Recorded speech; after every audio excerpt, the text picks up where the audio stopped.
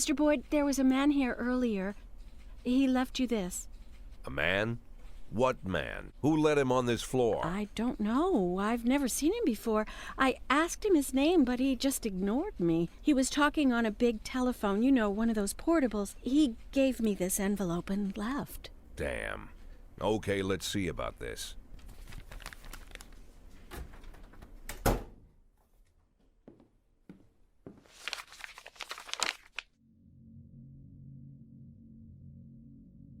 The photo could have been doctored, of course, but Sand doesn't go in for cheap theatrics. Kendrick is dead, his family is dead, and they probably died slowly and painfully. But Sand's got a bigger game.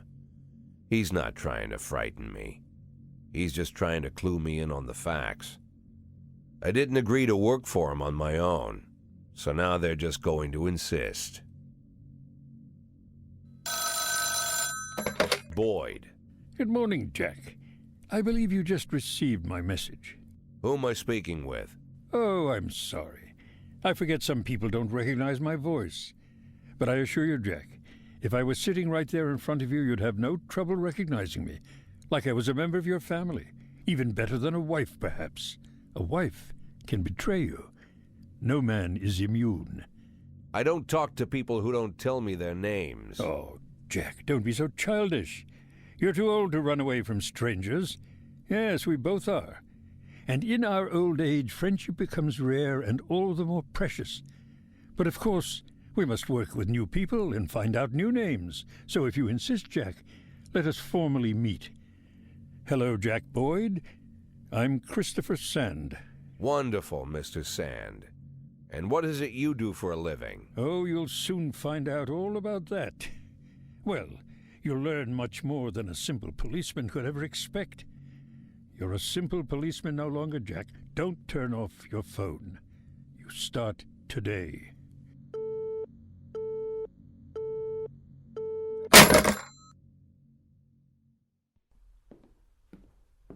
Eight in 10.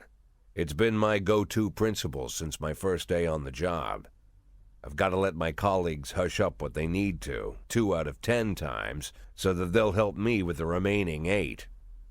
80 out of 100, 800 out of 1,000. I'm proud of those statistics. It's not so bad for Freeburg, right? But now I just officially became a mafia whore. I'm supposed to be fearing for my life, for the lives of my wife and children. But the only thing I can think, what's going to happen to 8 and 10?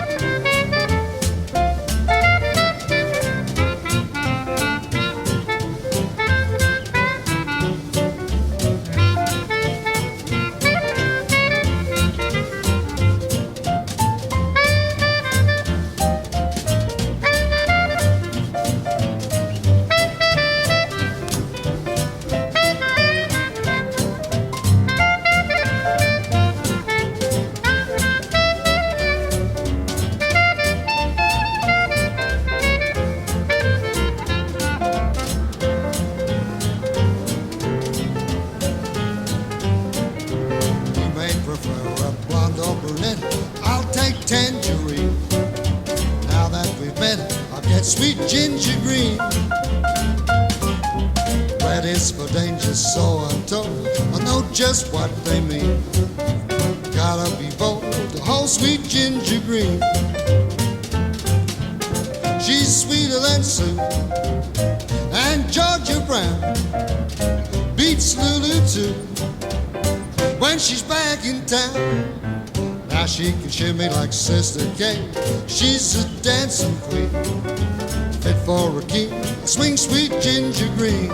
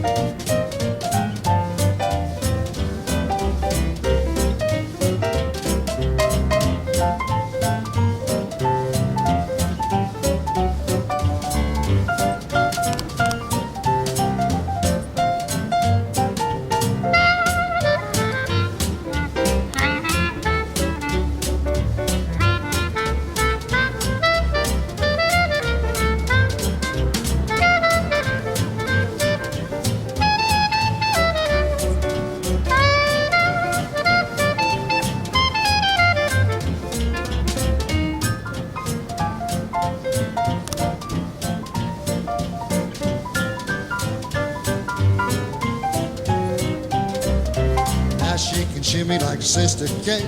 She's just a dancing queen, fit for a king. Swing sweet ginger, swing sweet ginger green.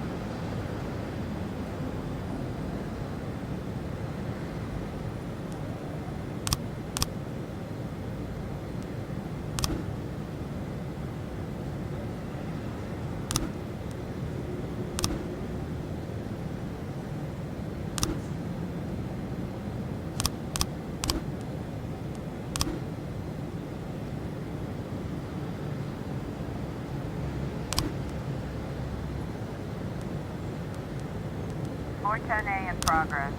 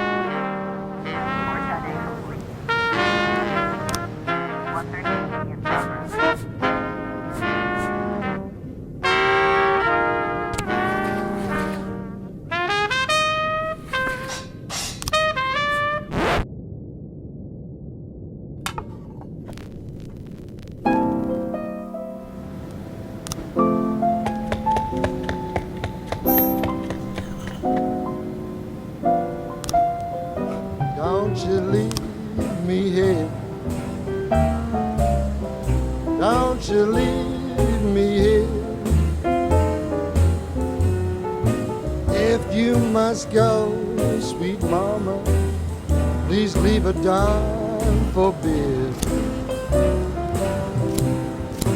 Rooster crow and the hen ran around. She said, if you want my fricassee, you'll have to run me down.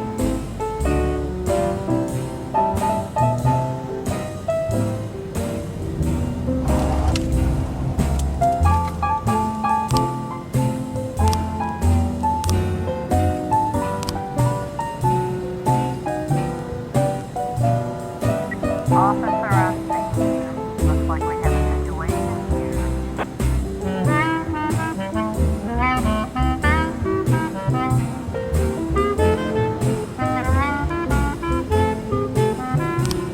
One second, please. 710 progress. I'm Alabama bound, Alabama bound.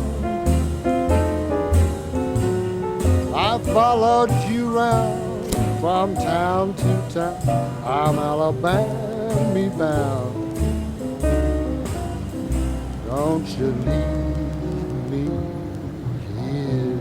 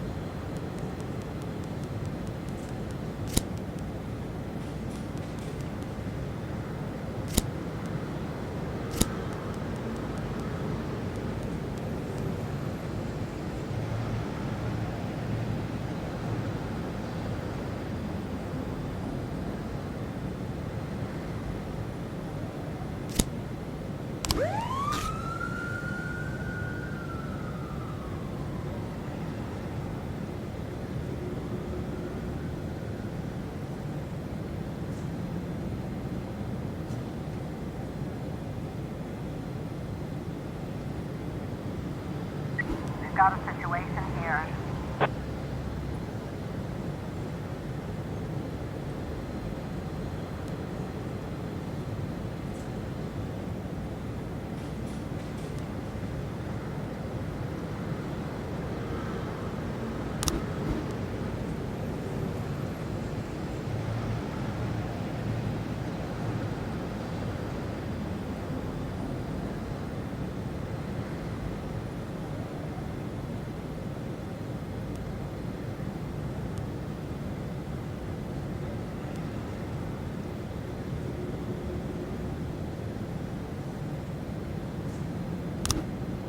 Four 12.